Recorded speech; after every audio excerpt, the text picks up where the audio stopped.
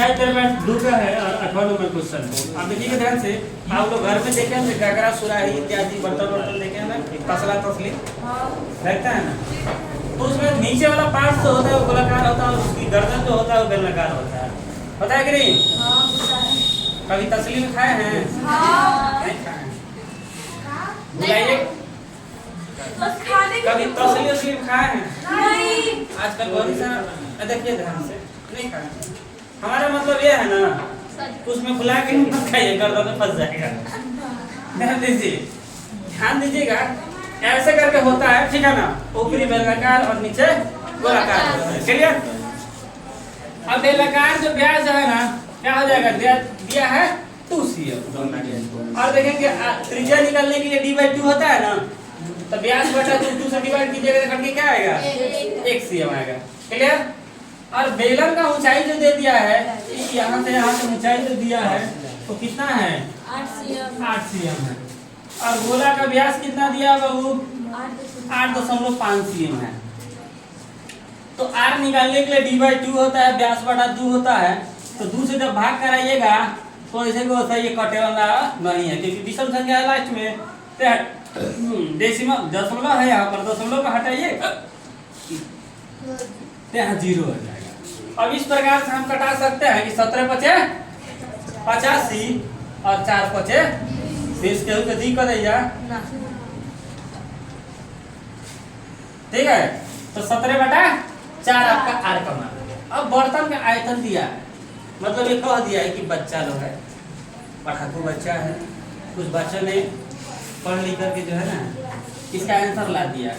अभी लोगों की तरफ आंसर क्या ला दिया है? 345।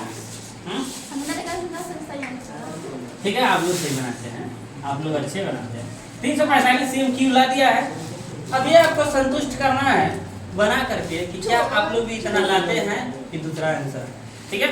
तो देखिए पाई का मान जो लेना है इसमें ये भी बता दिया है आपके ताप से ही कि पाई का मान जो रखना है, ठीक है ना, 3.14। अब यहाँ पर हमको ज्ञात क्या करना है? मान लीजिए इस सुराही में क्या है, ये बर्तन का आयतन ज्ञात करना है। तो ध्यान दीजिएगा, बर्तन में गोला है, दूसरा बेलन है। बात कर लीजिए, कहीं थोड़ा मिलेगा बात करने के लिए, ठीक है। तो गोला का आयतन प्लस बेलन का आयतन। अब गोला का आयतन क्या है? 4/3 πr³ होता है ना, और इसका क्या होता है? बेलन का πr² होता है ना। अब ये मान रखेंगे सबका 4/3। पाई का मान क्या है बाबू? 3.14। आर का मान जो है 17/4 और पावर है क्यूब, यानी 3 बार उसको गुना कराएंगे। और यहाँ देखिए पाई का मान 3.14, आर का स्क्वायर यानी कि मान देखिए 1 का कितना बार कीजिए, चाहे 10 बार गुना कराइए, चाहे करोड़ बार गुना कराइए, 1 का 1 ही होगा। क्रिकेट खेल रही है, ठीक है, तो 1 से मल्टीप्लाई कराइए, यहाँ तो उतना ही रह जाएगा, इसलिए 1 को हम झंझटे हटा देते हैं, यहाँ से नहीं रखेंगे, ठीक है।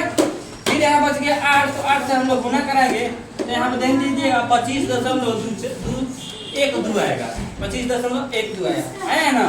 अब यहाँ जो है ना 1.7 यहाँ पर 1.57 और 17 में सब में गुना करेगा तो 77 13.41 आएगा, ठीक है, समझ आया आपको।